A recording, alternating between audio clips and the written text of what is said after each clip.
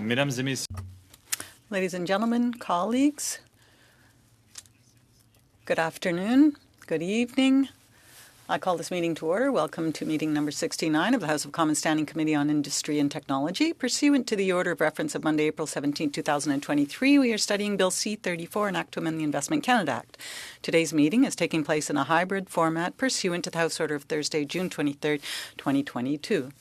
For the first hour, we have the pleasure of welcoming the Honourable François-Philippe Champagne, Minister of Innovation, Science and Industry, and he is accompanied during the first hour by Charles Vincent, Assistant Deputy Minister, Small Business and Marketplace Services. During the second hour, he will be joined by James Burns, Senior Director, Investment Review Branch. I will now give the floor to Minister Champagne for five generous minutes. Thank you so much for being generous, Chair. First of all, I would like to congratulate Brian Massey and my colleagues. Achievement by a colleague, and I think we should all be proud that private members' bill get the recognition, and it's all thanks to him. So I wanted to say that on the record. Even I know most of your questions might not be about the Ojibwe National Park today, but I wanted to make sure that it's on the record. And I want to thank Andy Fillmore, my parliamentary secretary, for all the work and the work of all the members of the committee. Monsieur le Président, Mr. Chair and colleagues, it gives me great pleasure to see you today and have an opportunity to speak to you about Bill C-34, an act to amend the Investment Canada Act. I think there has been significant interest on the part of businesses, colleagues, various stakeholders on the modernization of the act. The last time this act was reviewed, it was in 2009. So I think my colleagues will agree with me in that the world has changed a lot since then. As you know, the Investment Canada Act plays an important role in our economy, helping to make designed to encourage economic growth and employment, and provides for intervention if an investment could be injurious to Canada's national security. The modernization of the Act is intended to improve transparency and certainty for investors while strengthening us.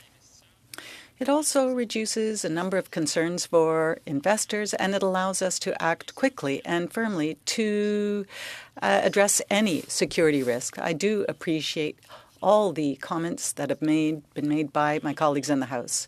Many of my colleagues have pointed out that national security is not and should never be a partisan issue.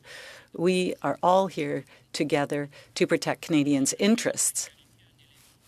And I'd just like to clarify something where there appears to be a little bit of confusion, and that has to do with the triggering thresholds. The main focus of the Act has to do with national security review under the Investment Canada Act and not about net benefits. When it comes to a net benefit, certain monetary thresholds apply, and these are updated every year, and they depend on whether there is a state-owned business or a WTO business. Now, with respect to national security, there are no monetary thresholds.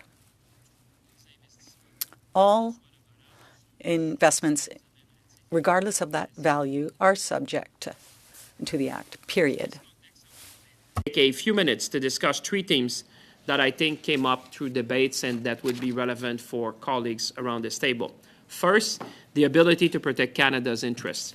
One thing I was pleased to hear was the agreement around ensuring the government has the right tools to protect Canada's interests. And today, Mr. Chair, it's all about the toolbox. There's a lot of ambition, I would say, around this table. But I think they would find that the Minister of Industry today has a very limited toolbox to address the security threats that we're facing. The amendments we're proposing to the ICA will strengthen our ability to respond to the evolving threat environment, and I would say to the geopolitical situation we're facing today. Things like undertakings will make sure we are more nimble and allow companies to make binding commitments that mitigate any national security concerns which are associated with proposed investments. Previously, Imposing conditions on a transaction to mitigate risk could only occur through a governor and council order. These GIC orders typically cannot be amended. Allowing undertakings at the ministerial level means these conditions could be imposed and amended, giving us greater flexibility to adapt to the conditions in order to protect our national security. And colleagues would have seen that in a cyber world, in a world where we've seen more people interested about our IP, our critical resources, we need to be nimble to be able to answer to the threat. This bill will allow us to make the review process more efficient by providing the Minister of Industry, in consultation with the Minister of Public Safety, with the authority to order further reviews rather than seeking an order in council from Cabinet. This is about doing business at the speed of business. Removing the step of getting an order from Cabinet at this specific stage will give more time to our security and intelligence partners to complete a thorough assessment of the national security risk, and we should all be happy about that because we won't have the best intelligence for any minister to make a decision. However, I want to emphasize that Cabinet will still remain the authority to make the decision on any final order related to blocking an investment. That authority to make a final order is not changing, but we need to accelerate the process before the final step to move at the speed of business. The second thing I've heard from colleagues, Mr. Chair, is about protecting IP and intangible assets. We all know that companies now sit on a lot of intangible assets, and we need to make sure we protect that. Another theme we heard was the importance of protecting, like I said, intellectual property and intangible assets that Canadian companies would own. Our government recognized the value of the intangible economy as it's growing, and the relevant opportunities for all Canadians. This bill will help protect the intangible assets of Canadian business through the introduction of a new pre-implementation filing requirement and a new authority for the Minister of Industry to impose interim conditions on an investment. So pre-filing requirement and also having interim conditions during the period that you're going to review that. And colleagues would understand that's what matters, because before you give a final approval or not, you want to make sure that companies will not be disclosing IP to the other side.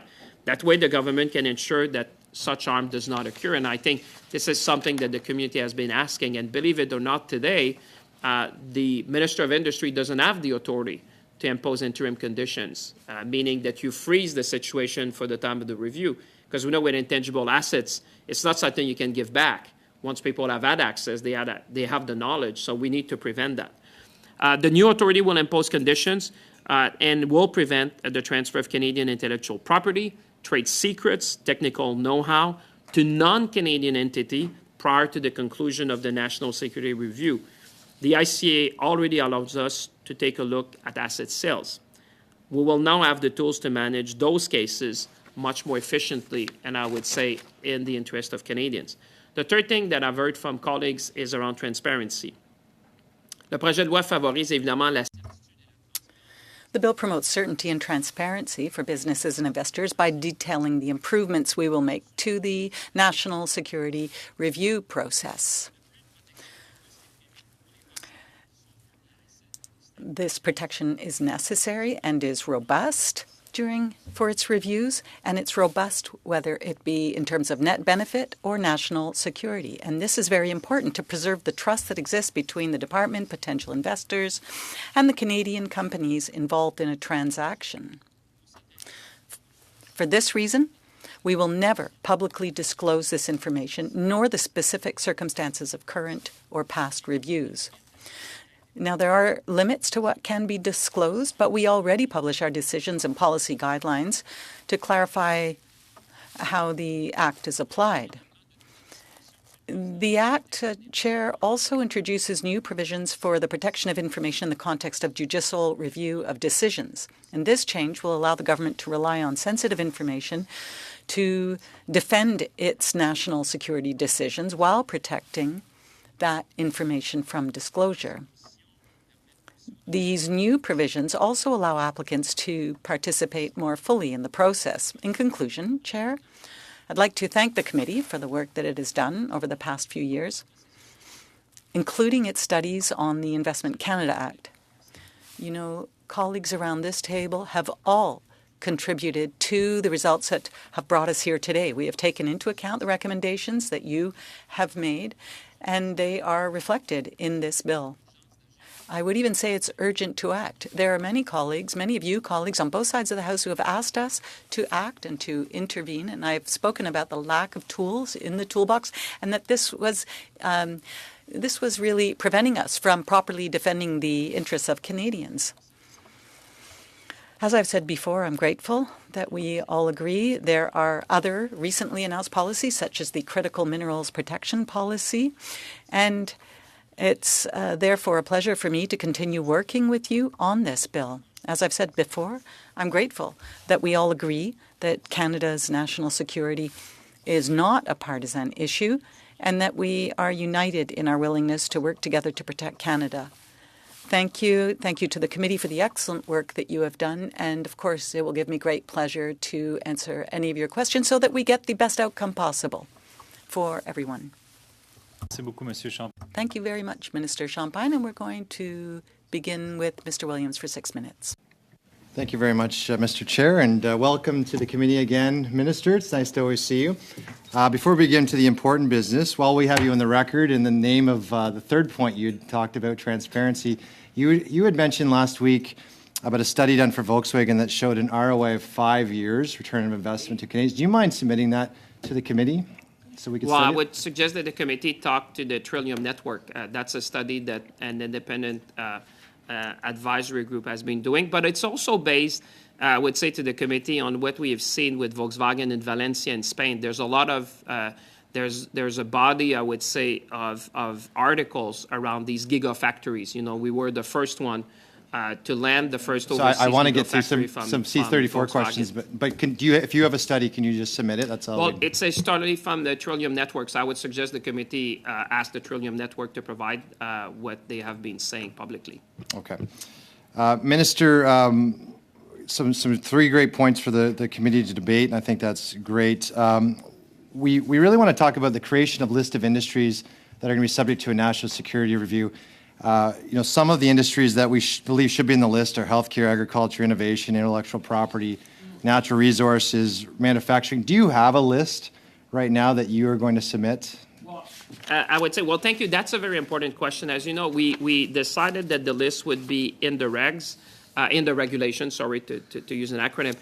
The reason for it is that it's an evolving situation, but I think colleagues can take confidence in what we have already published in the 4 policies around critical minerals, sensitive technology, artificial intelligence, quantum computing, cyber technology. So we've already, if colleagues look at the body of policies, the 4 of them that I've published in 2021, 2022, 3 of them in 2022, you already see a body of sectors which we have said already are sensitive. And I think those are the ones that are going to be reflected in the regulation. But the reason, and I'll close on that, the reason why it would not be advisable to put that in legislation is that we want to add sectors as things evolve. Because if we think as a committee, the last time we amended the law was in 2009. So you don't want to preclude adding sectors that would become critical to protect our national security. Okay, thank you. At least 12 Canadian universities are still partnering with Huawei after you issued a ban and are using government funding to send Canadian-developed IP to Communist China. Why does the Tri-Council continue to fund Huawei after you ban them?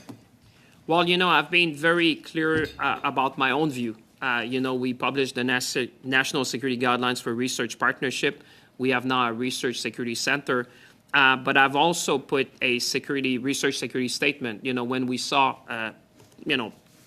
I would say in the public domain that we saw some universities partnering with some military institute, I think Canadians were shocked in a way to learn that. And that's why immediately thereafter, I issued a statement to make sure that we would have even more stringent rules to prevent, public funding from the Tri-Councils to go to research that would involve anything which would be with military institute of countries which would be adverse to Canadian interest. Is there anything else you think you should be doing to stop this, or is it just going Listen, to... it's an evolving field, to be honest, sir. I am always watching what other G7 partners are doing, Five Eyes. I would think now we're probably at the forefront. The colleagues are asking me in other countries to say, okay, Minister, what else are... So we're kind of looking at that, but you know, like me, sir, because you're very well-versed, it's an evolving threat situation, so you just have to be mindful. On one end, you want to preserve, research independence, which I think is fundamental. But at the same time, with the Tri-Council, we've been working hard with universities, and tomorrow I'm meeting with, not tomorrow, next week with the U15 to make sure that I will restate the point. Thank you, about Minister. And I'm going to cede importance. my remaining time to Mr. McLean. Thank you. Welcome, Minister. You had some good comments here about the relation with your department, I said, and the necessity of international investment in Canada. Given the last 8 years, that's a consistent failure with your government. We are down to 90% of the capital stock in Canada that we had before your government came in power. Clearly, international investment is not coming into Canada because of the uncertainty created by your government. Can you please square this for us very quickly? Right now, the only investment that's coming into Canada at all sectors of the value chain is government investment, including sometimes twice the amount that would be needed to build a plant like the one built in St. Thomas for Volkswagen. What's how many hours, Mr. Chair, I have to answer that? I mean, Nokia, Ericsson, and the list goes on, GM, POSCO, LG, Stellantis, Volkswagen. And if I had an hour, I could list you everyone who's calling me. Everyone wants to invest in Canada. And I would say, sir, pardon me, no, Mr. Minister. Hold on, sir. You asked me a question. I did ask you a question, and you just gave me an answer. But I'm also going to say that every one of these is based on millions, tens of millions, sometimes $14 billion worth of government investment. That is not an economy. That is taxpayers' money being used to subsidize everything you're doing, every step of the value chain. And that's not exactly a business plan for Canada going forward. How are you going to attract actual international investment that isn't based upon pure government subsidy? Well, sir, I'm not going to take lessons from a party who let the good people of St. Thomas down and let 8,000 jobs go. If my colleagues want to look at what the world is doing right now, Canada's winning, and we're winning. So we're talking about $14 billion, $14 billion yes. For 2,000 jobs? How many jobs are we actually subsidizing Or here? 30,000 jobs. 30,000 is a the largest make-believe single now. plan in Canada's history. And actually, Mr. Speaker, just for the record, there's nothing about 14 billion, because first of all, the company needs to build a plant of 7 billion. And if and when ever they build one battery and sell one battery, subject to the IRA, retroactively, over 10 years, there might be a production support. That's the reality of this deal. So I'd be really happy to come and explain to everyone in this House why this is the best deal for Canada with a payback of 5 years for a company who's going to be there for 100 years. I would say, I can tell you, sir, because I've been involved from day one, every jurisdiction in the world would want that plant, because that's going to be the largest plant of Volkswagen in the world to produce batteries. So I have ambition for Canada. This is about possibility. It's about ambition. And you don't need to look far, sir. Just look at south of the border. Just look at what our friends are doing in the United States. I believe that we need to be there to support industry and to support our workers. That's what I did. Thank you very much, Mr. McLean. Monsieur le Ministre, je passerai maintenant la parole à... I'll now give the floor to Ms. Lapointe. Thank you very much, Chair, and good evening, Minister. We're very pleased to have you here today. Now, no one will be surprised to hear that my questions are going to be about critical minerals. Minister Champagne, can you please tell me what protections there will be under the Act for, or under the bill for critical minerals? Well, under C-34, there will be a pre-notification that will be obligatory.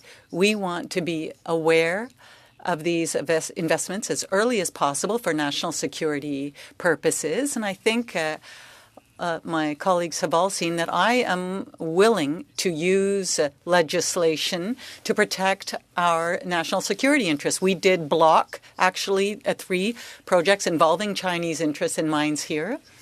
And I think this bill will simply give us more tools. So there's the pre-notification, which will be an important tool for our teams to be able to analyze these projects from a national security lens. We want to have as many tools as possible to protect national security. And obviously that's important for critical minerals. One of your colleagues earlier asked a question about Volkswagen. Well, one of the reasons Volkswagen came to Canada is because of the quality of labor, the ecosystem, access to critical minerals and renewable energy, as well as access to the market.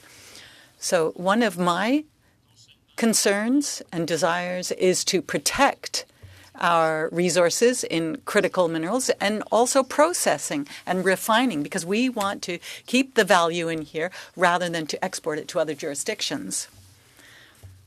With respect to the partnership for mineral security, can you tell us how you're working with our allies on common concerns and critical minerals? Yes. We have partnerships with people, whether that be in Europe or in the States, and you'll see under Bill C-34 that we'll be able to share information with our colleagues the world over. And I think that this is very important, because what we've seen happening is this. You know, there are state and non-state actors that can buy a part of technology in one country, another part in another country, and then they can end up with these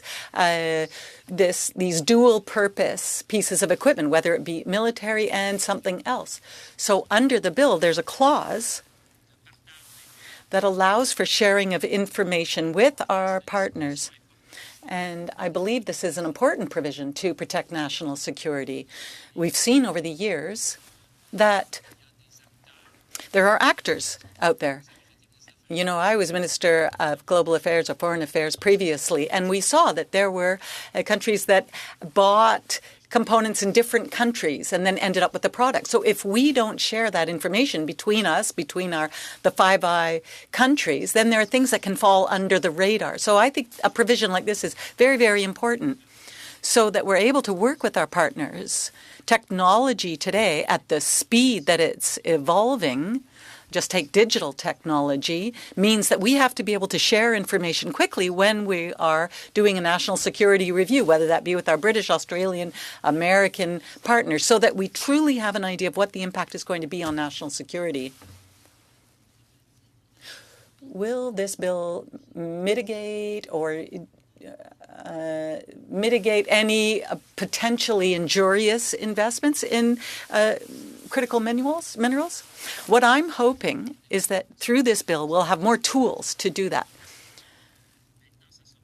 So it won't be through governor and council. There will be a period of time to provide for our intelligence and security community to look at the information. So we want there to be more time for these intelligence agencies to do the work. And there are the undertakings as well that are included in the bill. And so in terms of national security, we will have these undertakings, basically, that are binding. And so with all these tools, then we will be able to better protect national security through these investments. And I would just come back to a previous colleague's question. I think Canada has attracted a record amount of investment over the past several years, and that's a good thing. But at the same time, we have to be able to attract investments for the benefit of Canadians overall. I think that's what we've done over the past few years. But what this means is that for future ministers, there will be more tools in their toolbox. Thank you. Do I have time for another question? One last question. In your opinion, what is the biggest change that this bill is bringing about, again, with respect to critical minerals? Well, I think the most important aspect to this is that we have this time frame. We have this provision that allows ministers to extend the national security analysis. You know, there are often many moving parts to these files. And so under the policies that I have already made, we've sent a clear signal when it comes to national security and critical minerals. It means that we're going to take this very seriously. And if there are state-owned enterprises, it would only be exceptionally that we would allow these kinds of investments. This is a very sensitive sector, and it's very sensitive for many allies. We want to develop the resources, but we want to develop this industry in our own country. The idea now and today is not just to develop natural resources and then get them out of the country. The idea is to be able to refine them and keep the value here. That's how we'll build a strong economy. Thank you. Mr. Lemire.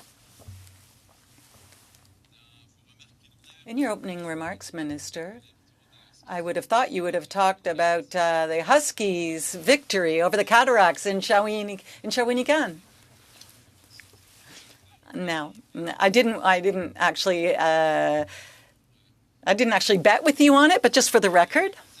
Now, with respect to C-34, you're focusing on national security, and therefore C-34 is not dealing with the lack of control on the part of Quebecers and Canadians losing control over their own investments. So we want you to look at more than national security. It's a good thing, but so is economic security. You've decided to not act on the threshold. I want to know, why is the threshold not part of this bill?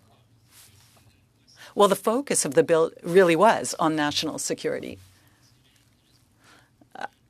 That was our main interest. But what I would say is this, Mr. Lemire. When there is an analysis, a review, a national security review, we are able to take a number of steps to protect our economic interests. There's one file, Paper Excellence, that you'd be interested in hearing about. And through that, we've been able to obtain undertakings to protect the economic interests of Quebec and Canada. And so under this new provision, which has to do with these binding undertakings, we will also, when we undertake a review, be able to obtain binding commitments. And that's what the Americans do to protect their national interests. Well, Quebec is an economy that is open to the world, and foreign investments are essential to our economy. The Canada Investment Act in 2009 only dealt with about 1% of the acquisitions that were subject to a review. So what I'd like to know is what you're going to do to protect our headquarters, because that really is the heart of the Quebec economy in Quebec. So how can we protect our headquarters while sending a direct signal to SMEs that they will maintain their own strategic niches? Well, I share your concerns. I think we have to protect Quebec's and Canada's interests. And that's always my goal. But if you look at national security reviews, I have a graph here, and the numbers have increased. In 2017, there were 4 where there was a broad review done. It went to 10 in 2018, down to 9 in 2019, 24 in 2020. So if you look at this over time, what you can see is that we are doing more and more national security reviews precisely to protect our economic interests. Well, out of about 1,200 projects, so 24 out of that is a rather weak percentage. But under the bill, what tools do you think will allow us to continue developing our economy in Quebec while having control over foreign interests? You're trying to be proactive to get investments. So how important also, can you tell me, is IP in this context? Because oftentimes in Quebec, we're talking about startups and SMEs, and they are vulnerable. So the whole issue of thresholds would protect our startups. Well, in terms of national security, we're going to be able to do a lot. There are these interim steps that are important. While the review is being done, we want to make sure that there's no technology transfer. And to your other colleagues here, I would say that there is a gap here in the Act. And I hope that along with all your colleagues, we're going to be able to adopt this so that changes can be made. IP is important. And all the intangible assets are important. So what we want to avoid is for any sort of trade secrets, business secrets, being transferred illicitly. So we want to have these interim steps that will apply during the review. Imagine Let's say you have a company that wants to buy another company in artificial intelligence. Well, if we don't have these steps that prohibit the transfer of knowledge between both, even if we block a transaction, well, the harm will have been done. So this is what we have to be able to do. And that's one of the most important tools that's included in this bill and that will protect our economic interests. A study was done in this committee on the Canada Investment Act, and there were recommendations, one of them being to modernize the Act. So thank you for having acted. And one of the important factors is the whole issue of transparency. We want to make sure that whatever the knowledge the minister has can be disclosed. Is this something that you will include in this bill? And how can we make sure to be able to know more about your commitments and investments that you're willing to make, so that we can create wealth here in Quebec and elsewhere? Well, I think you've said it very well, Mr. Lemire. In terms of transparency, there will be an annual report. And there's more that can be done. There is a possible judicial review, for example. Now, obviously, I want to be able to give parliamentarians the most information possible. But, we have to strike the right balance when it comes to intelligence and information. But there is the annual report, and we're willing to look at this with committee members if you think there should be more information in the annual report. But we have to be able to preserve that balance. Through its nature, we have to be able to preserve trust, and we have to be able to preserve the investors' trust. There are competitive issues involved. So I think that what we've been able to do through our policies and through the annual report is to be able to provide a certain amount of information, and my officials will be able to speak to it. But in the annual reports, we provide a lot more information than we used to. Our colleagues will remember, in terms of lithium, for example, we've provided more information than we've ever done in the past. So I'm all for transparency, but at the same time, we have to be able to strike this balance with respect to intelligence that allows us to make the right decisions. Thank you, Minister. Thank you, Mr. Lemire. Thank you, Mr. Massey. Thank you, Mr. Chair, and thank you, Mr. Minister, for being here. And I want to thank, through you, Chair, to the Minister and all the members of the committee and the members of Parliament supporting the private members' bill. It's also about reconciliation, so I really appreciate that today, and thank you very much for that. I really appreciate that a lot. Thank you. Thank you. It's very kind. I do want to touch a little bit on Volkswagen with regards to the investment there. And ask, I remember the days before when General Motors collapsed, and so did Chrysler, and actually in the 80s, Chrysler collapsed, and we made money actually off of supporting them at that time because we cashed in shares. And then later on, General Motors, most recently, was then Minister Flaherty, who said we wouldn't do anything at first because we can't pick winners or losers, but came around. And the government actually invested in there, and we have massive amounts of now reinvestment. Also some new engineering jobs, and had we not sold the shares that we got from that, we would have actually made more money back then, but the government did sell the shares. So maybe can you highlight a little bit, because I wouldn't want the impression to be is that there's no terms and conditions on this. I've been very critical in the past of no terms and conditions. We've had a plant that got money and went to Mexico. And I looked at the deal that you did with Volkswagen, and I see it being a little bit different. Perhaps you can outline that a little bit, because I did notice, I did a green car strategy with Dr. David Suzuki, Joe Comart, my former colleague, back in 2006.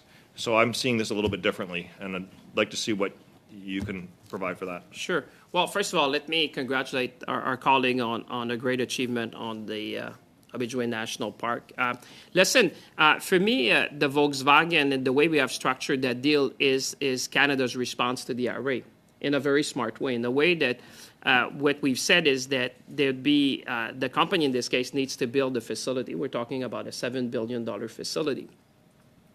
And we had said in the fall economic statement that we would be leveling the playing field with the Inflation Reduction Act in the United States, but that we would not do a race to the bottom. That would be not smart for anyone to do that, and I've been advocating that in Washington and in many parts of the world. So what we said is that you have first to build a facility, and then we would provide production support. And I like it because it's in contract with conditions, to your point. And that's why I was saying to colleagues before, when people say between the 8 and 13 billion, well, that only comes perhaps ever if they build a battery, sell a battery, subject to the IRA being in place or any reduction in the IRA, whether the amounts would be reduced, the IRA would be disappearing, and after that it's done retroactively. And then you have a number of contractual conditions around that.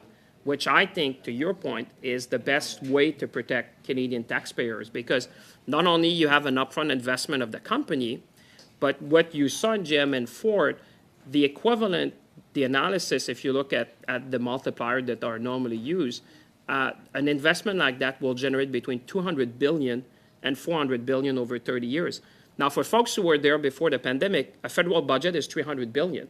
That's the equivalent in 30 years of a full federal budget in terms of the economic impact. So what we did at the time was to look at what's the payback. That's what I focus on. You know, people invest, they get a return on investment. And to your point, we said there'll be 3,000 direct jobs. And if you look at that, it's 30,000 indirect jobs to be created in the Canadian economy. So my answer is Canada's response to the IRA in a very smart way and targeted, because to your point, we said we're not the United States. So it has to be targeted, focused, and very strategic. And to bring the first European manufacturer in 35 years in Canada, well, the first ever and the first OEM in 35 years, you would agree with me, it's a home run. Yeah, no, it is. I come from the big three tradition, and it is because it has been something that we've been trying to get for a long time. The IRA, Inflation Reduction Act, we're already seeing the effects because even Canadian companies are subcontracting out some work to make eligibility back in the United States. So it's going to get highly complex, even tool and die mold making, so forth. So I appreciate that you're in front of trying to compete with it, because if we don't, then you're out of business generally. We don't like it in some respects, but that's the way that this works. I want to move towards, actually it does include land close to Ojibwe National Urban Park, and by the Gordie Howe Bridge is a case of situation to find out how Bill C-64 can deal with. Windsor Salt was was bought up by a holding firm, and it's now bought by another one called Stone Canyon Industries. It's a U.S. Holding firm. It's now on strike. Stone Canyon's known for basically being a hedge fund for basically union busting. That's what they're trying to do. There hadn't been a strike in 30-something years there. There now is a strike because they're trying to get rid of the union. I guess the point being is that how do we deal with this act where, say, for example, a Canadian business is bought by either, maybe it's greenlit by a legitimate buyer at the beginning, but maybe later on a foreign national state government comes in subsequently after. Is there anything we can do about that? Or if it's a holding company, some of these private equity firms are also owned by, different fiefdoms around the world. Like, we don't know where some of the money comes. So thoughts about that? Because what we're worried about is, like, Ong Bong was another one that came up before, the Chinese, with regards to that situation. But how is there almost like a rope-a-dope, is where somebody buys a Canadian company, then later on within a year or somewhere else it gets bought by another state-owned control entity? Well, thanks for your question, and I agree with, to go back to your first thing, I'd say, when I started as industry minister, there were plans about the slowing down of the auto sector in Canada. I think we've turned that around in a couple of months, and I must say, I can tell you my phone is ringing like crazy, because if it's good for Volkswagen, it's good for the world. Now everyone wants to come, which is good, which is pretty good. But to your question, I think every time there's a transaction under the Act, it's subject to review on national security. So it's not an evergreen thing. So if there was a new buyer, which would be a foreign buyer, which would be captured, and the pre-filing notice requirement will help, because as you know today, only in sensitive areas they have to notify us. So not everything is captured, but the pre-filing, pre-implementation filing requirement, I think, is the best insurance policy to make sure that we can detect that and make sure that we have a national security review. Do I have any time? No, you don't, Mr. Massé. Okay, thank you. We'll now turn Nope, to it's all fair. Mr. That's all. We'll get back to you. Monsieur Généreux pour 5 minutes. Mr. Généreux, for 5 minutes. Minister, does Medicago mean anything to you? 200, 300 million? Poof, it disappeared. So I hope those batteries are going to get made, because that's a lot of $1 billion for a single battery. Well, it's not our $7 billion, just saying. Yes, but it requires a big subsidy. And you've just opened the door now to subsidies in this industry at record heights. So the Treasury is going to be empty. And if your phone's ringing off the hook and they're all asking for the same thing, anyway, that's another subject. I want to bring you back now to C-34. Neolithium is a company that was bought by a Chinese company in January 2022. In November 2022, you asked three Chinese businesses to leave our critical minerals alone. Why didn't you do it for neolithium? Because that was also an issue of national security, I would think. Well, first, on your first question, I want to be very clear with this committee. We're not the United States, and we said that there would only be a few investments of this type. The others who call us want to invest themselves in the Canadian ecosystem. So we're not the United States, and that's why we are doing this in terms of contracts rather than tax measures. We're setting very clear contract conditions, and you will see eventually that there are several. So that's how we protect Canadian interests. So there's some very targeted investments. Now, on your question, I made these decisions were made on the basis of information that I got from the intelligence agencies. Neolithium was another case. When you undertake these reviews, it's on the basis of intelligence that you receive. And when I blocked 3 transactions, that was on the basis of the intelligence that I was provided with. It is your intention to block any and all Chinese investments in Canada? Well, I will be looking at any potential investments very closely. And on the basis of our policies, there are key sectors that involve national security in Canada where we have said that we are going to be providing a particular focus on. And when it comes to state-owned businesses in critical minerals, only under exceptional circumstances would there be transactions that might be allowed. But I think we've sent a pretty strong signal that we will be defending Canada's national interests in critical minerals. I forgot to say, Chair, that I was going to be sharing the floor with Mr. Fass, so I give him the floor. Minister, good to have you here at committee, and it's nice for me to be back at this committee. I want to go to Volkswagen again. Earlier, my colleague, Mr. Williams, asked you for a study that was done on the Volkswagen deal and seemed to indicate that there was a return on investment over 5 years. He asked you for a copy of that study. You demurred. I'm going to ask you again, would you provide this committee with a copy of that study? I would say you should talk to the Trillium Network because they published the study. You know that the Trillium Network will not provide us with that study. It is the government that based its decision, a $14 billion decision, on that study, or at least in part. Canadians certainly should have the right to have a look at the basis, the actual assessment and evaluation that was done before $14 billion of Canadian funds were committed. So again, I'm asking you, would you provide this committee with a copy of that study? It's a very simple request. I would say you asked the Trillium Network, and just to be clear for the record, we did not base our decision on that, Mr. Fass. This is a generational opportunity. We've been fighting for a year on that to bring 200 to 400 billion of economic value to the country, Mr. Fass. You have been Minister of Trade. You would have done everything in the world to bring an investment of that magnitude, my friend. And we landed it. This is a moment to celebrate. It's about ambition. It's about possibilities. Let's dream big. We're Canada. Minister, we're big. You yourself have suggested that this study or the 5-year return on investment contributed to the fact that you made this positive investment decision. So you've admitted that. You've based the decision, at least in part, on this study. Would you please provide this committee and Canadians with a copy of that study so we can see some of that information that you based your $14 billion investment on? So it's not a $14 billion investment. It's a $7 billion investment by Volkswagen. Let's be clear here because we should not confuse Canadian. You're talking about $7 billion of Volkswagen money to build a plant and a potential contingent liability, potential to provide production support down the road after the plant is built, subject to the IRA, retroactively after a year, sir. Canadians aren't going to buy that. A Canadians contingent, understand that. You a should have been in contingent St. Thomas. liability.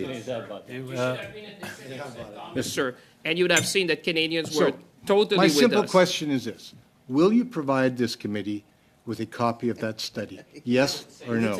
I would say, ask or the no? Trillium Network, because Listen, that's their Trillium will study. not provide us with that study. Well, but that's the It's the committee. government that should be providing Gentlemen, us with that Mr. study. Fass, Mr. Champagne. We based on a generational So opportunity. yes or no, will you provide us with that Ask the study? Trillium Network, sir. Oh, my goodness. Thank you, Mr. Please, Fass. Thank you, Minister. Mr. Champagne. And the time is up for this intervention. How convenient for me as chair. So we'll now turn, Monsieur, hey, à l'ordre. Monsieur le ministre, c'est moi qui ai la... Minister, I have the floor now, please. Please be quiet when the chair speaks. Thank you. Chair, and thank you, Minister, for being here before the committee. Thank you for being here to discuss this important piece of legislation, obviously. So in your opening remarks, you outlined some key issues that the bill will address, including national security concerns. So I have a couple of questions regarding national security concerns. One, in your opening remarks, you mentioned the difference between national security review and net benefit review. Could you expand on that a little bit? Well, yeah. Well, thank you for the question. And Mr. Chair, obviously you have the final word on everything. So we'll focus on the question that was asked. Definitely. In terms of what I was saying is that C-34 is under the national security, which has no threshold. The first thing I was trying to explain to the committee and colleagues was around the fact that, when it comes to national security, there's no threshold. So we review any transaction that would have an impact on national security. And that's what C-34 is about, is to provide more tools in the toolbox with respect to that. The net benefit test has a number of thresholds, whether you're part of the OECD, whether you're a country with whom we have a trade agreement. But what I'm saying is that because of what we're looking at, and colleagues have been asking questions, when it comes to national security, there's no threshold. And I think that's important for colleagues to know that, because that's really what we're looking at, to have more tools in the toolbox, because there were questions at the time for colleagues whether we're looking at all transactions, and the response is clearly, when it comes to national security, every transaction, every investment is subject to the Act. Thank you. Some acquisitions happen before a national security review is completed. Will these amendments prevent that sort of a situation from happening? So some acquisitions will happen before a national security review is completed. Will these amendments, the new amendments, will they prevent the situation from happening or no? Well, I think the new pre-implementation filing requirement is certainly going to be a tool in that, because this is going to define specific sensitive sectors where we want to have access, and we want pre-notification, because today there is no obligation legally for doing that. We have done a policy statement. If you look back in, I think it was in, let me remember, this was in August 2022, we allowed for voluntary pre-notification. But I think what the Act is going to be doing is that this is going to be, with respect to specific sector, they will have to pre-notify the Government of Canada, so therefore we can better protect, obviously, these investments. Great, thank you. Do all foreign investments undergo a national security review? What about investments from countries like the U.S. or Australia? So that's a very good question. So that's why in the pre-implementation filing requirement, we have limited that for specified investments, because I think colleagues have been saying the vast majority of investments are not an issue of national security. So that's why we're going to publish in regulation the sectors where we want to see them, because colleagues like who had to implement this Act or work with this Act know that there's thousands and thousands of investments which do not raise to that, and we don't want to increase the burden. We want to welcome investment in Canada and provide maximum benefit to Canadians, but at the same time, we want to protect our national security. So in sensitive sectors that will be defined in regulation, because this is going to be evolving over time, that's where you want to make sure that you have pre-notification of these investments. Great. Thank you, Chair. I'm wondering if I have room for one more question, or? About 1 minute left. 1 minute left, okay. So, Minister, what is the role of the Minister of Public Safety and other investigative bodies in the decisions whether to mitigate or whether to possibly alter the mitigation? Well, I think it's a very key role, and I'm happy you asked that question because the authority sought here is not only for the Minister of Industry, it's always in consultation with the Minister of Public Safety because the Minister of Industry bases decision on intelligence which is coming from the Department of Public Safety and the different agencies. So I think there's a bit of check and balance there that colleagues would welcome in terms of, it's not only the Minister of Industry, it's the Minister of Industry in conjunction with the Minister of Public Safety. And sometime when you go to a final divestment, for example, a blocking order, that has to go to the Governor and Council. So there's a number of check and balances in the system. One is to provide flexibility for the process to be robust, to be efficient, and also to strike the right balance. And that's what we've been trying to do in this act. Thank you, Minister. Thank you. Merci beaucoup. Thank you. Mr. Lemire. Thank you very much, Chair. Minister, the overall purpose of the Investment Canada Act is to protect Quebec and Canada farms from being taken over by foreign interests or any interests that are contrary to our national interests, as well as other sensitive sectors where some of the interests of foreign investors could be hostile to our own. Now, I have an example I'd like you to speak to. There's a CRIC, which is a Chinese rail company. They were banned from the States for national security reasons, including cyber security. But this same business can renew, has been approved for renewing the Metro fleet in Toronto. Do you intend on taking any action on this company that has been banned for obvious reasons in the United States? Well, it's difficult to speak about a transaction that I don't have all the details about, but under the Canada Investment Act, this covers foreign transactions with a Canadian company. So I would have to look at this more closely. From what I understand from the example you're bringing forward is that there seems to be it seems to involve an acquisition of material, not an acquisition of a business. So I don't have all the details, and I therefore could not necessarily speak to that or claim to be able to speak to that. But we also have to keep in mind what the Investment Canada Act covers. Yes, but then how can you make sure that you're protecting Canada's interest if through a tendering process you end up benefiting the Chinese companies because their perhaps costs are lower than a Canadian company's costs? Well, I think we often have the same opinions on issues like this. I think what would have to be done is to see which entity launched this entire acquisition process, on what basis, and under which conditions. But the vehicle for acquisitions under the current investment covers acquisition of materials, and the Canada Investment Act covers acquisition of companies. And perhaps this is something that this committee could look at. Perhaps you could look at the tendering process and the bidding process to see how Canada's interests could be better protected throughout this process. Perhaps the committee has ideas about what can be done. Now, obviously, there's a whole jurisdiction area as well, federal, provincial, municipal, but I'm perfectly open to suggestions from this committee.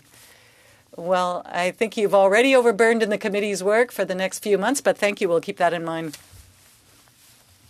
We already have 3 bills coming this way. Thank you. Thank you, Mr. Massey. Thank you, Mr. Chair. It's true. A previous Minister of Industry, I won't say who, but now has a job with one of the largest telco providers in Canada, announced some money for it was a Mexican company on the surface, but also had a holding company in the U.S. that owned it. The innovation was done. Then the company then moved that innovation to another country, to actually Mexico. It was NEMAC. And so then we had to fight to get the workers' pensions, and I won't get into the whole details, but I guess what I'm concerned about are what type of thresholds and how vulnerable is Parliament, depending upon who sits in the Minister of Industry seat, in terms of evaluating when we have government supports or research and development, shred tax credits and so forth to Canadian companies, and then how do we evaluate that in terms of saying yes or no when they're actually bought by foreign entities? and how does this bill relate to that? It's a little bit tricky again, but No, but I appreciate your question. I think, listen, I think colleagues would appreciate, this is all about tools in the toolbox, to provide more tools. I can tell you my experience as Minister of Industry, I feel constrained sometimes to meet the high level of ambition of the committee and Canadians in terms of protecting national security with respect to foreign investment with the tools in the toolbox. Why? Because I would say the situation has evolved. We want to go at the speed of business. Intellectual property has been taking more importance and tangible assets. The fact that we cannot seek undertakings under national security, whilst the Americans do that all the time, profiling requirements, having a standstill period, if you want, during the review. To me, they're all pretty common sense. And maybe the committee will think that there are more that we could do, but my desire for future ministers is not to be necessarily in the position that I've been, which is trying to do as much as I can with a very limited set of toolbox that I had, because I think that as the situation evolves, you will want to vest in the Minister of Industry, subject to a number of safeguards. It's in consultation with public safety. Colleagues have said there's governor in council. There's going to be a number of check and balance. But for future minister, I would hope they have more tools in their toolbox. Thank you. Thank you very much. We'll now turn to Mr. Williams for 5 minutes. Thank you very much. And Mr. Minister, thank you for being here again. It's always a pleasure. Wanted to talk a little bit just on some numbers we had last week when it came to Medicago and Novavax. Obviously, you talked about IP protection. We want to protect the IP that came out of these companies. Did we ever get any of the IP from Novavax or from Medicago? Do you allow me to go back to your earlier question so that I think will make you happy? I am happy to go talk to the Trillium Network to see what they can provide to the committee. So I'll commit that. And is that a report specific to Volkswagen? To be honest, I would have to go back to them and see what they can share with you. There is a public report from September that talks about the EV industry. I want the committee to see that I want to be as transparent. If it's their information, what I'm committing to you today, I'll call them after the committee meeting and see what they're willing to share with the committee. We appreciate that, yes. In the name of transparency, we appreciate No, exactly. No, but I want, since it's their information, I have to talk to them first, but I commit to the committee to just after I leave, I will talk to them and see what they're willing to make available to the committee. To your question on Medicago, Medicago is a challenging situation. I have three objectives: maintaining jobs, maintaining IP, and try to keep the company as a going concern. What we have been talking with the CEO of Mitsubishi in Japan was really to achieve that. At the time where we invested in Medicago, and I know now people can look back and say, maybe we should not. But at the time, we wanted to invest in the 5 avenue of vaccines because no one knew which one would work. And actually, Medicago, when you talk to the OMS, they would tell you that the plant-based vaccines has a lot of chance to be able to cure future, pandemic that you could have. So my main mission to you, sir, today is to protect the IP and keep that in Canada, using our contractual provision that we have to lock the IP in Canada. That's what I'm doing. And that's why, go back to Volkswagen, that's why I like to do that in contract, because contract gives the government far more tools when we want to do certain things than if you just go, like in the United States, for example, like with the tax credit. That, I think, is the smart answer of Canada to the area of that. In terms of Novavax, where are we with that company right now, that investment? I cannot tell you because, as Minister of Industry, what we're doing is with the facility in Montreal. We want to qualify the facility, the NRC facility, as a good manufacturing practice facility, and we have selected Novavax at the time. The word that I have, the latest, sir, is that it's working. But I'll be talking to the CEO of Novavax, as a matter of fact. I think I'm talking to him early next week to inquire. You can answer the question we couldn't find the other day. In the report from ICED, it did say we got 9 million doses of vaccines from Novavax, but there have been 0 produced in the Novavax facility here in Canada. So where did those come from? Sir, I just don't have the details of that, but I'm sure officials... If you don't mind, your officials... Okay, but it might not be at ICED. These may be other officials at other departments, but we'll endeavor to provide you the answer. Okay, and if Novavax does fail, Do we have any IP provisions to hold on to what's been produced there? They were supposed to do a different vaccine, correct? Yeah, well, yeah, exactly. So Medicago is plant-based. The one that they have in Novavax is different than mRNA that we have with Moderna. So that's why we have now different families of vaccines. And I think our fill and finish capacity when I started was around 30 million, and now it's around 610 million. Whatever may happen to Canadians, we would have in a much better. We're probably closer to 1 billion by now in terms of fill and finish capacity. But with respect to Novavax, I'll have a bit more to report if committee is interested, because I'm talking to CEO, like I say, next week, because I have not talked to the new CEO, I should say, because the former CEO I've talked to in the past, but the new CEO I'm talking next week. So we may have more details. So I guess what I'm getting at is, we've had a couple failures, and that's, when we take risks, that's going to happen. Businesses know that. So we've had Medicago and Novavax, CanSino with certain procurement for vaccines. When it comes to the Volkswagen deal, how are Canadians protected from any kind of failure? So what specifically is there, let's say, if something were to happen to critical minerals, or if consumers' behavior in 5 years decided not to buy complete EV vehicles, what are we in for, and what happens if that deal falls through? I'm happy you asked the question, because I think the purpose of the committee should be to provide clarity to Canadians. So the safeguard for Canadians is when you refer to the 8 to 13 billion that I referred to, any of these amounts would only be, it's called production support, would only come into play first if you have a facility, then you start producing and you're selling batteries retroactively. So none of that amount today is payable. That only comes if and when the plant is built, when they start production, not for inventory, but for sale, retroactively, subject to all the conditions of the IRA, on the same schedule. So if the IRA was to say it's not up to 2032, it's up to 2030, well, the amount would be reduced in the same way. So just to clarify, and I understand Yes, that because I think you've described that today, but if the plant didn't get built, if we didn't have a battery produced for all external reasons, and for whatever reason, consumer choice, because of lack of critical minerals, what would Canada be in for in terms of the commitment that we made based on paying out batteries? Well, and again, if you allow me just to, so there's the production support, that's the 8 to 13 billion if and when a battery is produced, and retroactively on the basis of production schedule.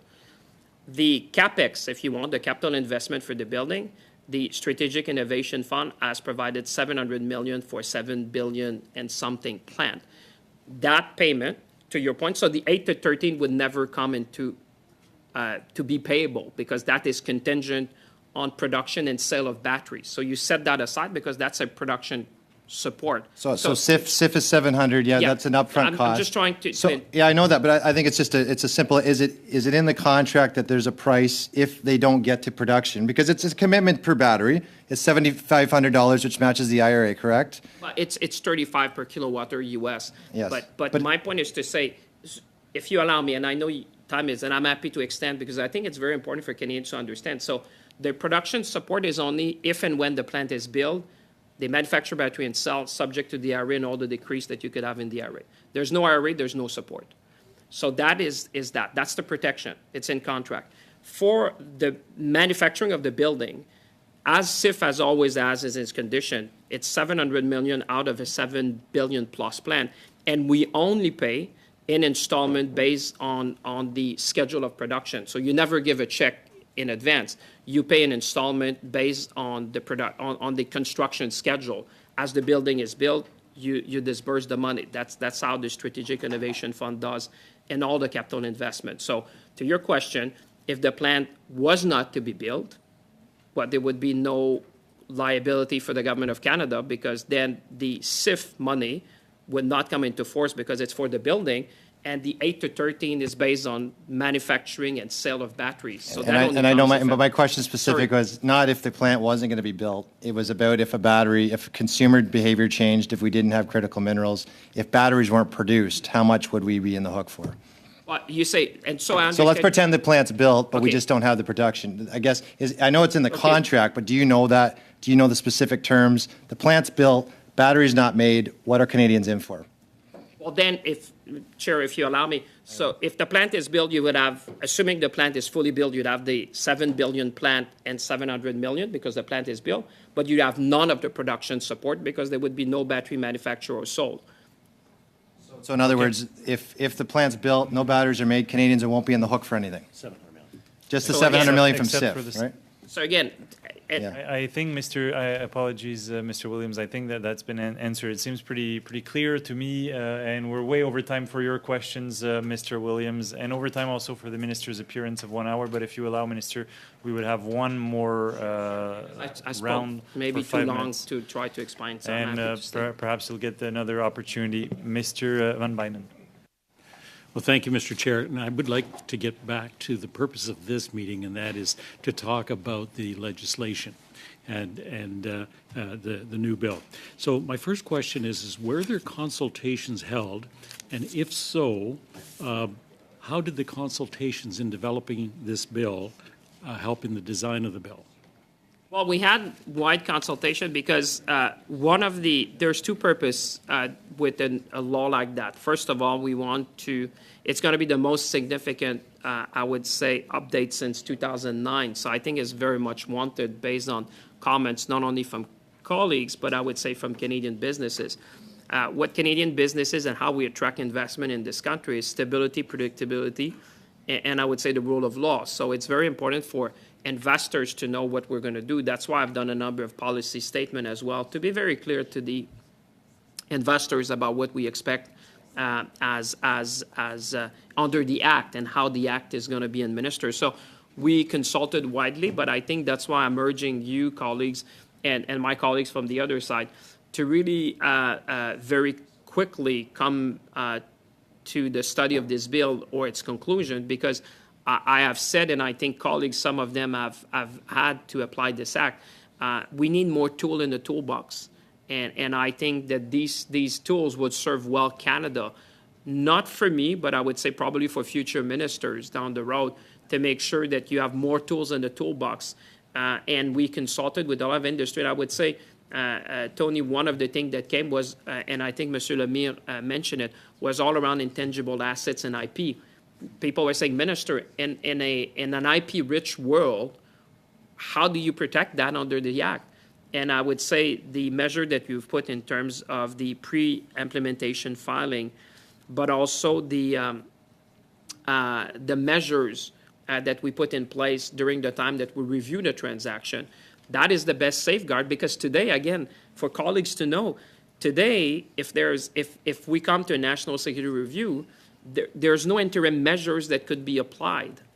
So as you know, in IP, it's not like with physical assets. If people start talking to each other and exchange trade secrets, even if we block a transaction, it's probably too late. So that's why I'm urging colleagues to really say we need that, because from the get-go, if it's an IP-rich company, let's say you have a foreign company wants to buy a company which does in quantum computing, I would want to impose interim condition to say no one should talk to the employees of that company until the time we have decided it's in Canada's best interest to allow that. No one should be talking to each other. But today I don't have that authority under the Act.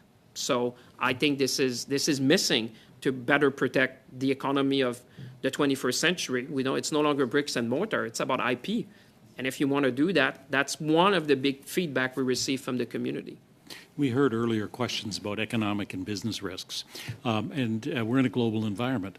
So what are the other jurisdictions doing to address national security concerns in foreign investment reviews?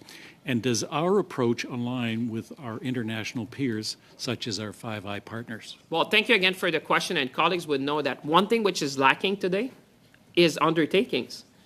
So the Americans deal with national securities on the basis of undertakings. To say, for example, we will allow a certain transaction to go forward, but for example, you're not going to take contracts from the Defense Department, or you're not going to do certain things that would be harmful to national security. So on the one hand, the Americans use that very much in a sense. They would allow a transaction, but then they would have a set of undertakings to say, well, you can do this, you can do that, you can do this, you can do that. Today, our system is binary. Either we approve or we don't. But sometime in the interest of Canada, you would say, well, I want to approve it, but for example, you're going to keep, for example, a majority of Canadians on your board. You're not going to deal with sensitive technologies. You're not going to, for example, share technology with foreign parties. And that's part of the challenge that we have under the Act, is that we cannot impose undertakings, which I think our American partners are doing that all the time, which is really something that is lacking today. And to be honest, when I say for future minister, I think that they would want to have that in their toolbox to say, that might be good, but for example, you're not going to do this or that. Today, we can't. So I'm happy it's the chair. If the chair wants me, I'll stay as long as the chair. Oh, no, I'm very happy. Well, life is a long journey. That concludes your time, Mr. Van Bynen, and well, Minister, this is the end of the hour that we had scheduled for your appearance at committee. Of course, I won't prevent you from saying, but we thank you for your time, Minister. It's much appreciated. And I've been very generous, colleagues, because I thought the exchanges were enlightening. So thank you very much, Minister, for your time. I will suspend briefly so that we can resume with officials. Thank you.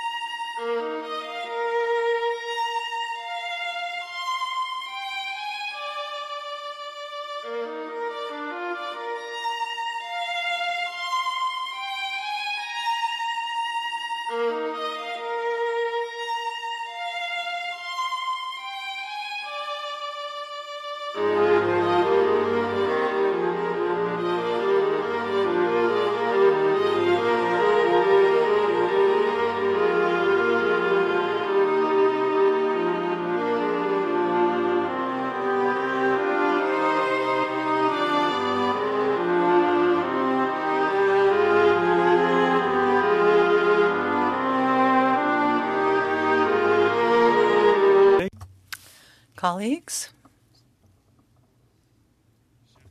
Nous résumons. we're now going to resume our meeting, and this time with officials. Mr. Vincent and Mr. Burns, thank you for spending this time with us for the second hour, but it'll be a shortened hour, so it might be about a half an hour, 40 minutes. And we'll continue our discussion on Bill C-34, starting with Mr. McLean. Back to where I was when I was asking the minister about all the foreign investment that comes in the value chain that we're trying to build here in Canada for strategic metals that goes into battery processing, that goes into battery manufacturing, that goes into cars at the end of the day. So we are subsidizing now every one of those steps of production. We're subsidizing with flow-through financing, which is a gift for rich people, if you will, at tax time for the actual mines themselves. We're also subsidizing the processing of the mineral with offshore producers sometimes. We're definitely subsidizing offshore manufacturers when we actually build the batteries now, for sure. So we talk about looking at offshore financing as if it's something we should cast an eye upon, and yet at the same time we're writing checks from the Canadian public for every one of these steps in this value chain. Can you tell us what this value chain is actually worth if we have to subsidize foreign companies to come in and do this for Canadians? So first, thank you very much. Within the context of the Investment Canada Act, what we're looking at with the Investment Canada Act is when foreign companies are coming in to set up or purchase or acquire Canadian companies. So in that context, that's kind of the scope of what the ICA is looking at. So there are other policies and other elements that are looking at strategic investments in the value chain that you're referring to, from mines right through to the automotive industry. But the ICA itself isn't going to shape or dictate that value chain. It's actually just going to be looking at when foreign companies come in to set up shop in Canada or acquire a Canadian company, and then it will assess whether that's in Canada's best interest. Well, yeah, but at the same time, we're actually parking a whole bunch of Canadians' money into these foreign companies that we choose. The minister wants carte blanche to choose which one he says no to, which I presume means the contrary to that is he's going to choose which one he says yes to as a result of what he's proposing here in this act that's coming forth. So therefore, it is a thumb on the scale of which international companies will get projects subsidized by the Canadian taxpayer in Canada. And right now that happens at the battery production level, at the lithium processing level, at the auto manufacturing level. Now, I want the government to square this for me because, frankly, we are putting a whole bunch of bets on this electric vehicles, which have a large investment from Canadian taxpayers into them, and also a large upfront CO2 footprint. This is not going around. Can you see why we're not meeting any of our targets, either for bringing in foreign investment or lowering our CO2 emissions in Canada? So, thank you very much again for the question, member. And Mr. Chair, I guess what I would say, as different investment opportunities come forward, they will fall within the purview of the Investment Canada, depending on the nature of those investments and the degree to which they represent a foreign acquisition or foreign company setting up within the context of the Canadian borders. And so from that standpoint, those companies, when they acquire a Canadian company, for example, will have to notify us, and at that point we'll be looking at that. If it meets certain thresholds, it would fall within the net benefit provisions, and we would look at it through that lens. If it doesn't, we would still be looking at it through a national security lens. Okay, well, I'm not sure that answers the question. So the whole thing is take a look at the investments we're making through the SIF, and it is with foreign countries, foreign companies that are investing in Canada. But we have to bribe them, and this is the minister writing checks to these companies. And we're giving them a lot of money, and they walk away with the IP, much like has happened with Medicago and Novavax. But this is on the edge with happening with Rio Tinto, when we're gambling on a new technology for them. It's ArcelorMittal, who's actually gambling on a new steel production. But the IP at the end, even if it doesn't work, it has some advantages that they're walking offshore. So we're not keeping our IP in Canada as a result of these decisions. Can you explain how we're actually protecting Canadian taxpayers' investment in intellectual property in that respect? So thank you again for the question. I guess, and I'll try again to get sort of a more defined answer from that standpoint. there's multiple tools that are used in these investment periods. So you mentioned the Strategic Innovation Fund, and so the government negotiates with companies around the Strategic Innovation Fund in those situations. The Investment Canada Act and the process around the Investment Canada Act is separate and apart from that, because some Strategic Innovation Fund investments are relevant and fall within the Investment Canada Act purview, and others are not. And so with respect to Bill C-34, those are the pieces we're looking at. Now, you mentioned intellectual property, and I think that's an important element. And Mr. Chair, with respect to intellectual property, there are a couple of the provisions that I think are particularly important because we've heard from various stakeholders the risk associated with intellectual property and the degree to which we may invest in those areas and to the degree to which then we are able to control those. And so... Okay, but have you learned, I'm sorry to interrupt, have you learned from the failures we've had over the last handful of years where the intellectual property has just disappeared with contracts that your department has written with foreign investors coming into Canada? So I would say in the context of the Strategic Innovation Fund, there are specific clauses associated with intellectual property, and those clauses would kick in if the company was to leave the country or if investments were to change. Okay, so let's drill into Metacago in that respect. How has that worked? Because right now, that IP is parked offshore Canada, and we've paid hundreds of millions of dollars for it. So walk me through how we're going to return that investment to Canadian taxpayers. So I'm unfortunately not familiar with the Metacago investment. It's not a piece that I'm familiar with, so unfortunately I can't answer that question. I'm sorry. Thank you very much, Mr. McLean. That's all the time. And just as a reminder for MPs, we have officials with us taking their time to review Bill C-34, which is what this committee is looking at. So thank you for being here with us to examine Bill C-34 that's been referred to this committee. Madame Viviane Lapointe. Ms. Viviane Lapointe, you have the floor for 6 minutes. Thank you very much, Chair. It's about IP transfers, and I understand that there are amendments to better address national security concerns associated with the IP transfers. But can you first explain to the committee what types of intellectual property are considered to pose the greatest national security risks? Thank you very much for the question. So we heard from a number of stakeholders the importance around intellectual property with various sensitive technologies. And so the minister referenced the fact that we will be establishing a list effectively of those areas and those industries where that will be. So intellectual property will obviously be first and foremost in that list. I'd say there's at least 3 areas where the proposed amendments will help support intellectual property and the protection of intellectual property. One is around the pre-implementation filing. So we will know in those areas and those sectors where intellectual property is particularly important before the investments take place so that we can take actions earlier in the process. The second one really has to do with the imposing of interim conditions. So in those places where there's intellectual property at stake, the minister will have the authority to apply interim conditions, ensure that that can't be shared. And then the third area really comes around to what he referred to around undertakings within the national security area. So where there are national security implications associated with intellectual property, the minister will now be able to have legally binding undertakings put into place. And so those 3 elements together really are functionally around trying to make sure that we identify the intellectual property and we're in a position to protect it more effectively.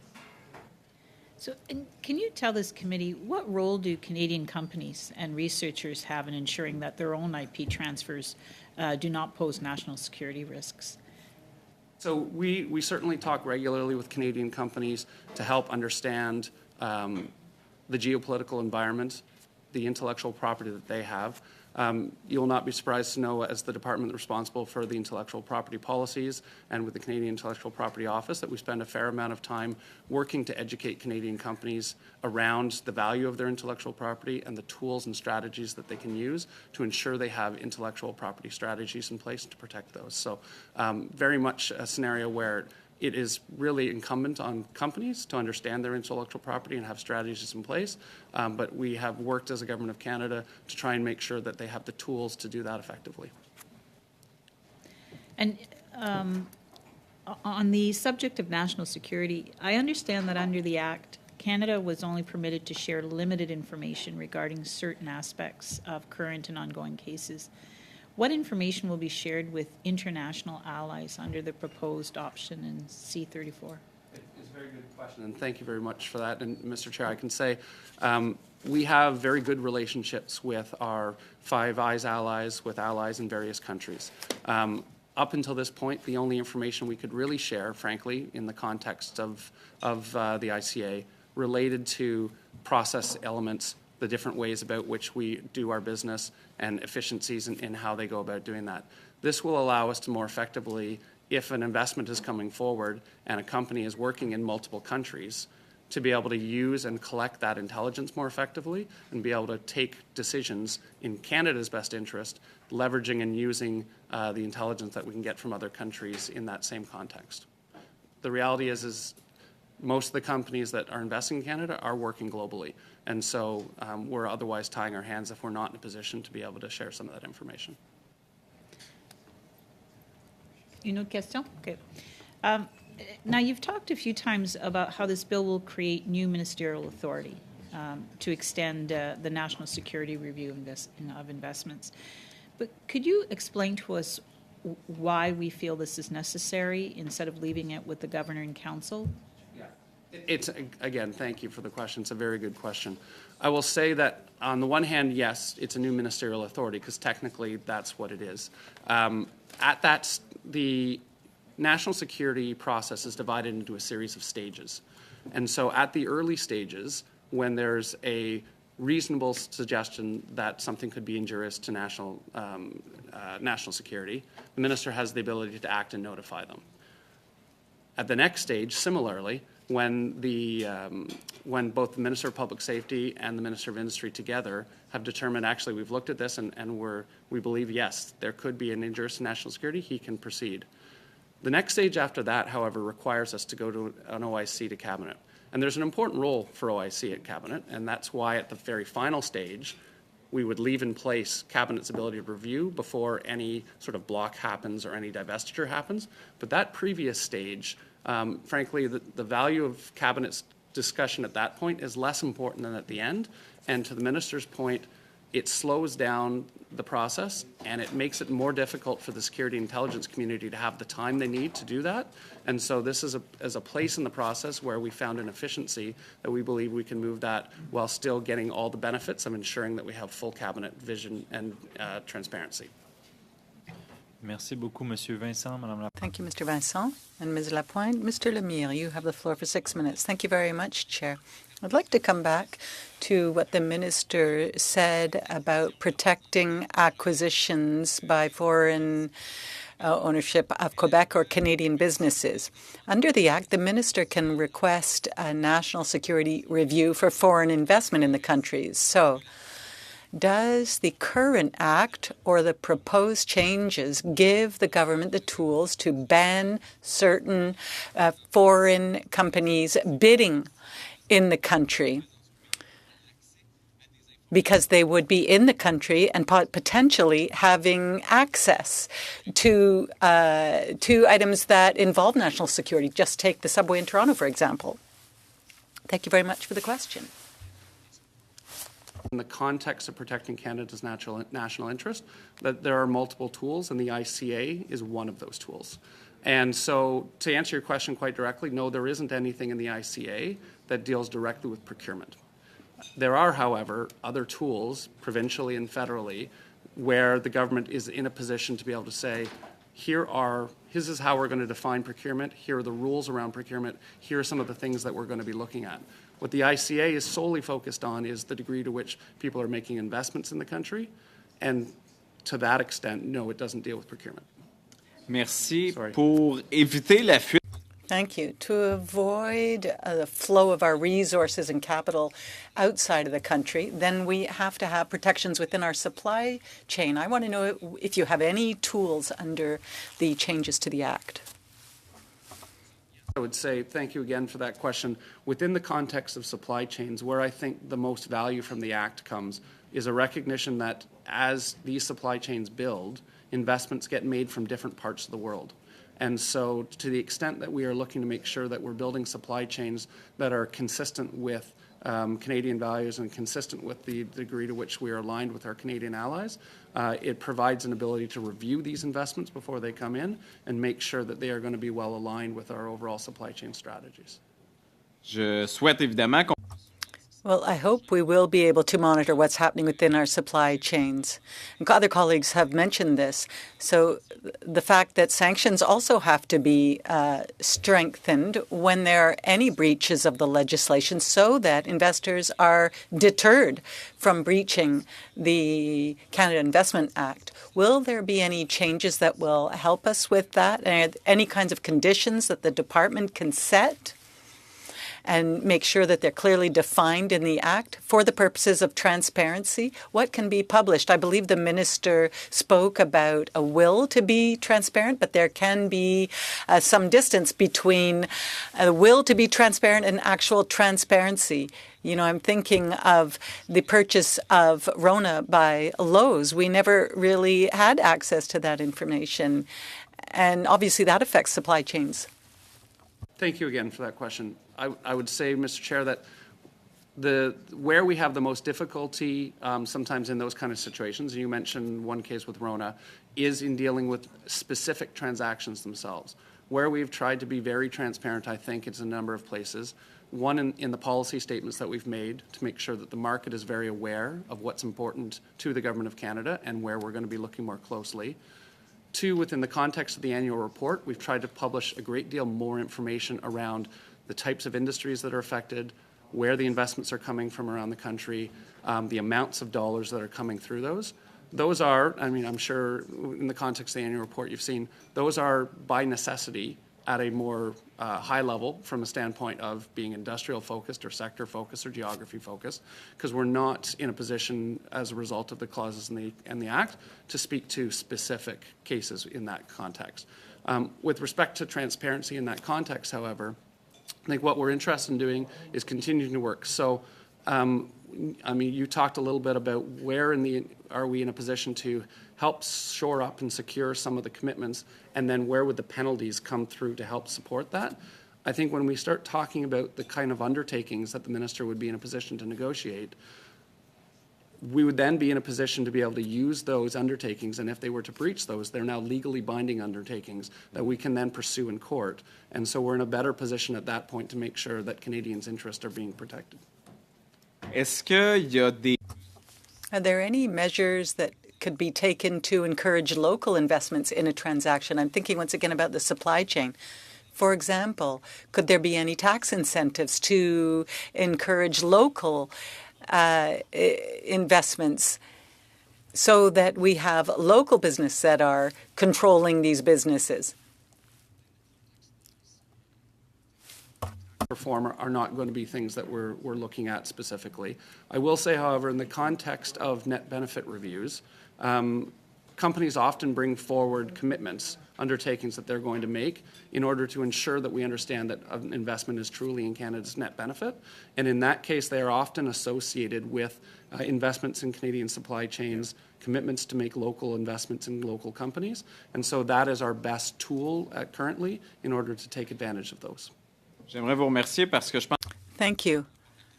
I think there are many issues here above and beyond thresholds.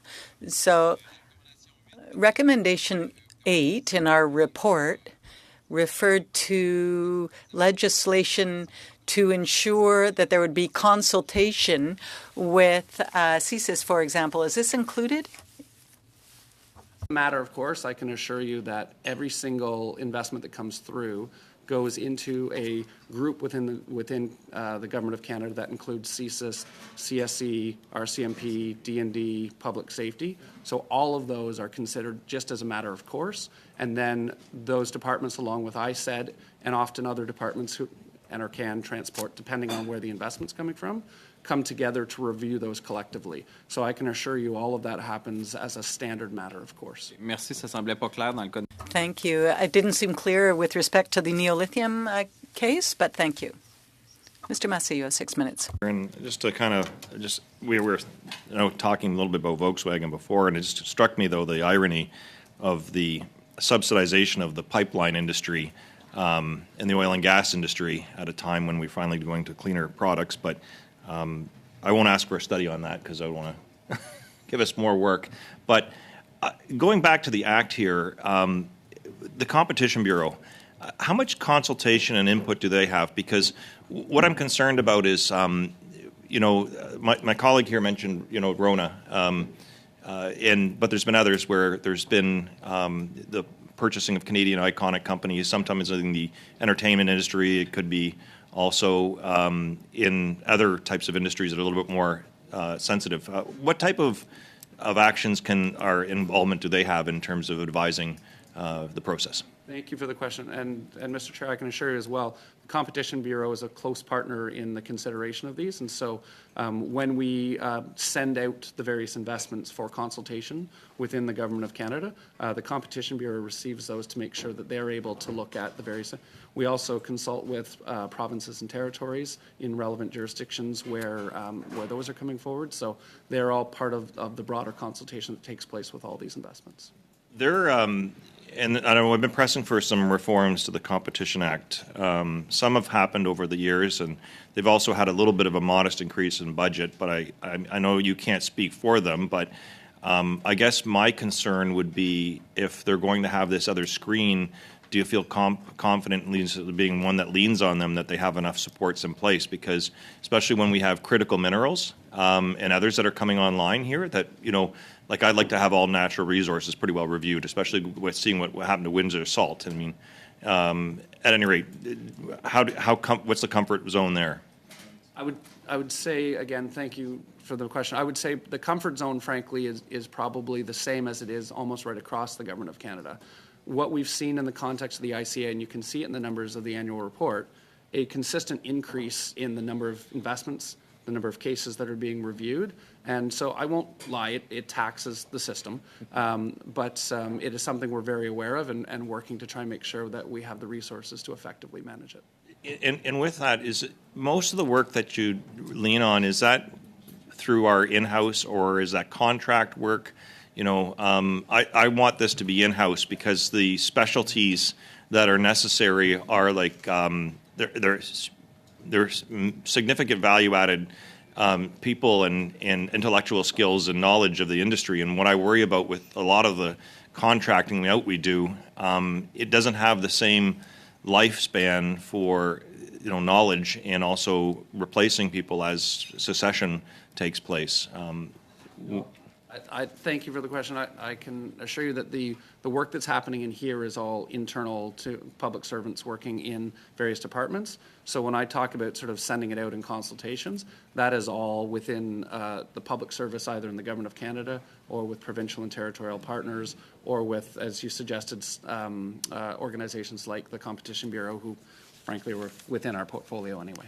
Yeah, and that's and where I think there hasn't been enough discussion in Parliament about these matters is also, corporate privacy, whole series of different things. Where if it's in-house, there's a lot more confidence and investment into Canada versus that of using consulting firms. And I know that most recently, even an example took place where a local producer of vitamins, had a problem, but because of the support and the history of working with them. It resulted in a good solution.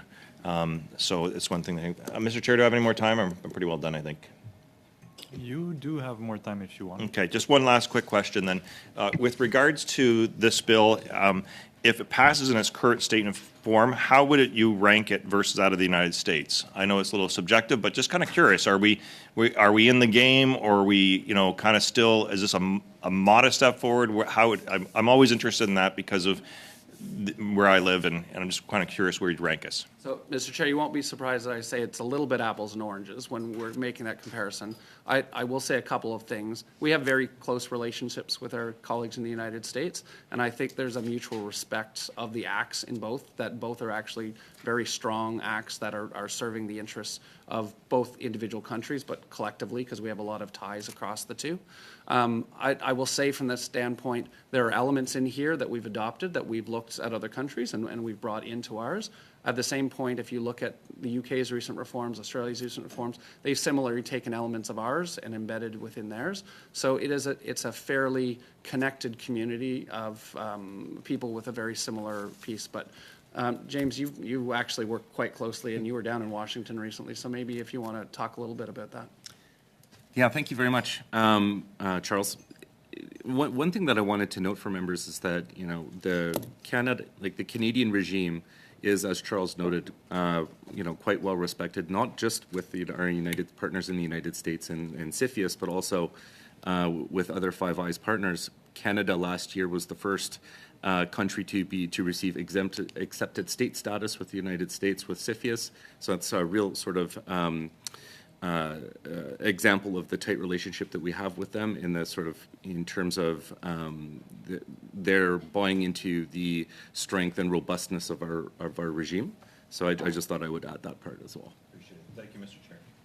Thank you very much. Monsieur Généreux, la parole est à vous pour 6 minutes. Mr. Généreux, you have the floor for 6 minutes. Thank you very much, Chair, and thank you to the witnesses. Mr. Vincent. I'm going to follow up on the questions I asked about neolithium.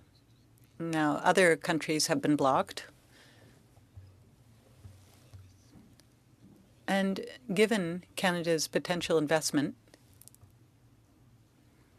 in Volkswagen, and I have the map here, I have the map of mines in Canada.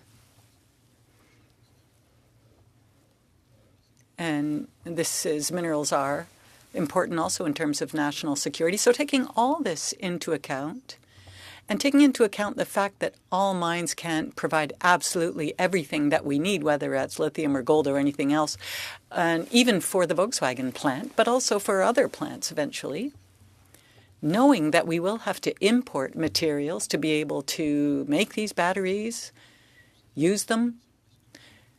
If you take all this into account,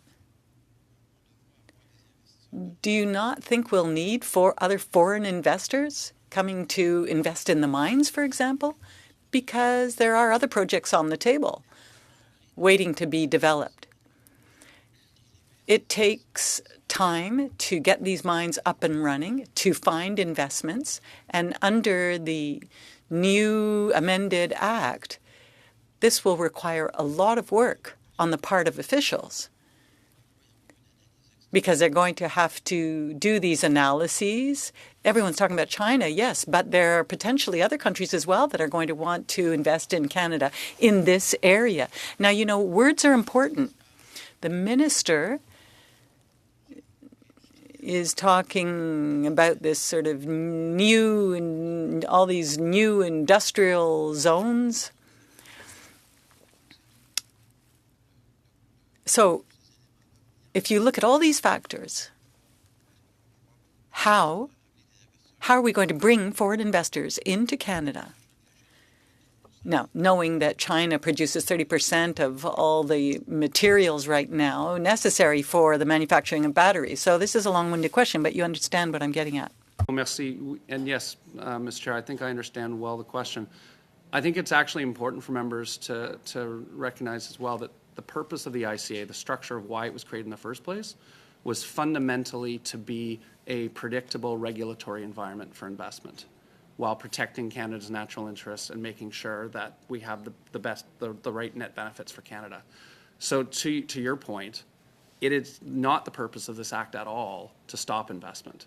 Quite the opposite. It's actually the purpose to encourage investment by creating a predictable regulatory environment, and in doing so, give us the capacity to stop investments that would be injurious to our national security. So to your point, I think in the context of minerals and mines and frankly, probably elements all along the value chain that you referenced, I think it's fair to say we absolutely, from a Canadian perspective, want to be encouraging investment. We're looking to try and make sure through the ICA, however, that as those investments come, that they are not injurious to Canada's national security and they're in Canada's net benefit. So from that standpoint, what these changes are designed to do is to strengthen that regulatory environment and give investors a predictable understanding of the Canadian environment. The bill does not amend the definition of a state enterprise or state-owned enterprise. Now, China has its tentacles everywhere, directly and indirectly involved in businesses the world over. And so do you not think that the words, because words are so important, do you not think that the words or the terminologies or the definitions should be change, though, that actual terms should be better defined when, for example, we're talking about a state-owned enterprise, so that we can avoid what happened with, say, Neolithium. And thank you for that, Mr. Chair. I would say a couple of things. First of all, we'd certainly welcome advice if there are terms that the committee deems are not well enough defined, and we should look at those and make sure that it is not feedback, frankly, we got through the consultations, that changing the definition of what an SOE is in that context is not something that the consultations gave us. However, we'd certainly welcome input on that front. The other thing I think it's important in the context of SOEs, and there was a bit of a discussion earlier about thresholds in the context of the net benefit investments, and whether or not we should be lowering those thresholds, in particular around SOEs. I just want to make sure that members understand those thresholds are very much tied to Canada's trade requirements. And so the degree to which we would be lowering those thresholds would be directly counter to whether it be CETA, whether it be the Canada-Korea agreement, whether it be... So all of those trade agreements have a very direct reference where the ICA is exempted from and pulled out, but in the same context is put in. Now, we have obviously a former minister here who's very familiar with that, but I just want to make sure that all the ministers or all the members were familiar with that. Je vais justement lui laisser la parole. Well, yeah, I'll give them the floor. Yeah, thank you so much for being here at committee. Just to follow up on that question, we do not have trade agreements with countries that are the most problematical when it comes to hostile regimes. We know which countries those are. And that does provide us with some opportunity within the net benefit test to perhaps lower thresholds or incorporate additional tools that are going to give us the ability to place a greater focus of scrutiny on those investments. I'm thinking of investments even like the one that was made by Glencore, or it was going to be made by Glencore. There were two offers from Glencore for Teck, and Teck has resisted both those. But that caused enough consternation with the minister's office that he actually responded to a letter from the Vancouver Board of Trade and signaled that Teck was important, very important. What in Bill C-34 is actually going to prevent the last champions of industry within Canada from being acquired and potentially being hollowed out by foreign entities? Not necessarily on the national security side, but on the net benefit side. Thank you again for the question, Mr. Chair. I will say, the minister was highlighted as well that we are focused largely in these amendments on the national security side, and so obviously that's something that you heard already. I will say that a lot of the time the issues that are being dealt with broadly in the context of national security have broad economic implications across Canada. And so, and many times the issues we're dealing with through a national security review have broad implications into Canada's overall economic security. And so the degree to which the net benefit already provides us with the ability to look at certain investments that meet the thresholds in the context of the national security investments, where there are going to be the ability to provide undertakings, that's a fairly significant change that would allow us to make sure that as the minister and as the Government of Canada is looking at these investments through the lens of whether or not they are in Canada's best interest and are injurious to national security, it gives us new tools that we didn't have before. Merci beaucoup. Thank you. Mr. Van Bynen. Thank you, Mr. Chair. I'd like to come back to the essence of the bill. The bill will update the penalties to strengthen deterrence. Can you talk to the committee a little bit more about these penalties for noncompliance and who would be enforcing them? Absolutely. Currently, the penalties that were set the last time. In 1985. 1985. So it was $10,000 per infraction per day. Inflation alone would suggest that we need to adjust and shift for that. The proposal is to increase those to $25,000 per infraction per day. In that context, however, we would also be proposing to allow for the changes of that to happen through regulation rather than through legislation, recognizing that sometimes there's a large gap between when the bill is open from a legislative standpoint. So do you think that with large multinationals, $25,000 is going to be much of an impact? James, you want to? Sure. It's $25,000 per day per infraction, and so it can accumulate rapidly, and certainly much more than $10,000 per day per infraction. So if it, for example, a company fails to adhere or comply with an aspect of the Act, and it's taken, say, 3 weeks, well, that's $25,000 per day per infraction over a 3-week period. So it could conceivably, make a bit of a dent. And certainly our position is that we need to come up with a penalties regime that will allow us to correspond to typical deal valuations and inflation. Okay, thank you. Now, do all foreign investments undergo the National Security Review? And what about investments from countries like the United States or Australia? We're hearing a lot about, friendshoring, and how are we going to protect ourselves there? So it's important to recognize that the Act is country agnostic. So, Mr. Chair, from that standpoint, yes, all investments that are notified go through a national security review and are looked at by the national security community. At that point, as I mentioned earlier, the national security review has different stages. And so ones that are determined early on to not have significant, or there's no reasonable grounds to consider that they could be injurious, those ones take no further action and they're moved forward. Where there's indications of potential injury, then it moves to the next stage of the review and gets a deeper look, and it moves through the various stages from that standpoint. So when we're talking about investments coming from allied nations, yes, they do go through the appraisal process. It is a country agnostic process, but if there's no reason to really consider that there could be injury to Canada's national interest, then at that point they are released at a fairly early stage.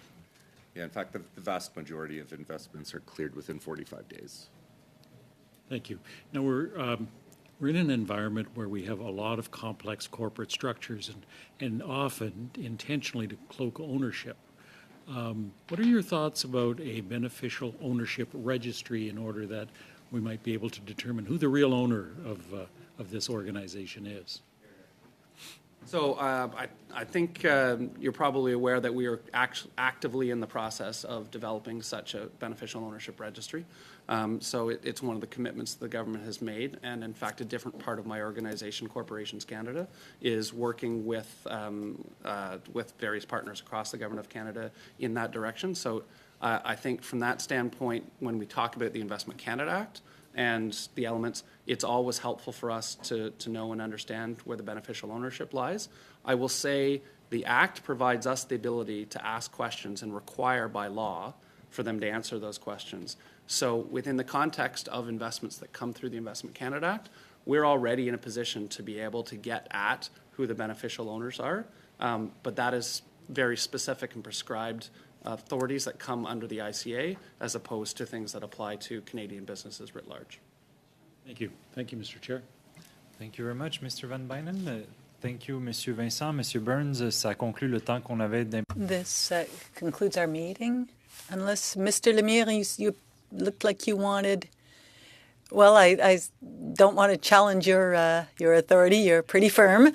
Well, thank you, Mr. Lemire. Well, in that case, our meeting has wrapped up for today. Thank you very much for staying, and thank you to the interpreters, thank you to the analysts, thank you to all the support staff. The meeting is adjourned.